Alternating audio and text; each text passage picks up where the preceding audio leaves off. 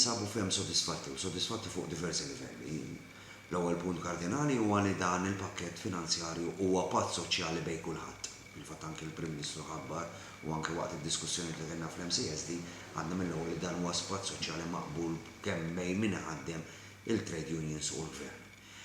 Sodisfatti wkoll għall-fatt li t-talbiet li bdiet tagħmel il-Joint Union li hemm bżonn għajnuna diretti għal pagi f'dawk l-iktar setturi mill-quta, ġifieri nsemmu tal-ospitalità, tar-retail, ħwienet, avjazzjoni, il-ħwienet kollha, is-self-employed, il-ħaddiema tal-monti ħajġi marjuna b'mod dirett f'paga għax dawn iridu jgħixu, imma ninsewx dawn huma ħarġu jew bliġijiet jew minħabba ċirkostanzi li kien hemm, ġifieri il-lukanda waqfet għax turisti mhumiex ġejjin. Il-ħaddiema tal-monti twaqfu għax il-gvern ħareġ legal notice biex ma jkunx hemm tixrid. Allura dik hija għajnuna diretta lil dawn il-ħaddiema biex ikunu jistgħu jsostnu lejxin tagħhom. Tajba wkoll kien il-fatt li m'hemmx distinzjoni bejn ħaddiema impjegati u self-employed, kulħadd ħajbenefika, ġifieri kollox din hemm ikkalkulat li ħajbenefikaw xi 70,000 ruħ.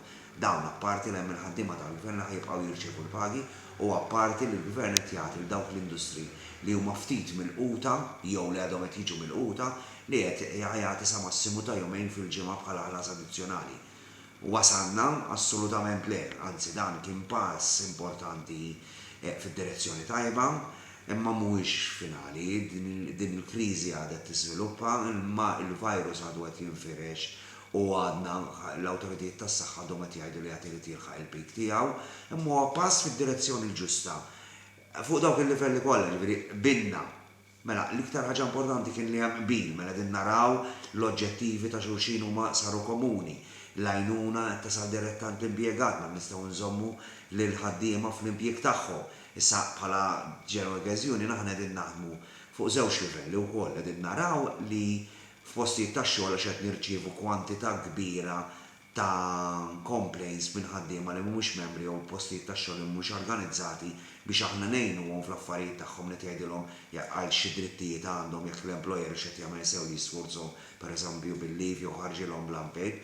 U wkoll fejn aħna organizzati qegħdin naħdmu flimkien mal-employer biex l-impatt ikun mifrux fuq kulħadd b'mod ugwali li kulħadd iġorr il-pis tiegħu, kulħadd tkun flessibbli ġifieri il-membri tagħna din jikkoperaw biex jaraw li l-post tax-xogħol u l-impjieg tagħhom jiġu salvat.